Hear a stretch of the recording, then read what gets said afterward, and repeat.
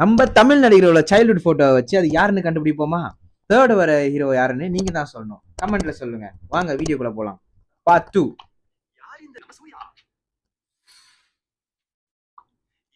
விக்ரம்.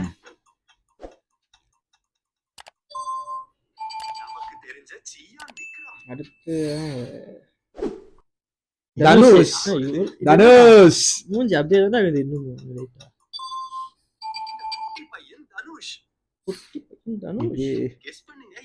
சிவகார்த்திகேயன். மூணாவதுடா. சரி ஓகே. நாலாவது நீங்க சொல்லுங்க गाइस. லைட்டா நாங்க குழம்பு. அட இவரு எல்லாம் தெரியும்பா உங்களுக்கு நல்லா தெரியும். இவர் வந்து நல்லா கட்டில் மேல தொங்கினலாம் பாட்டலாம்.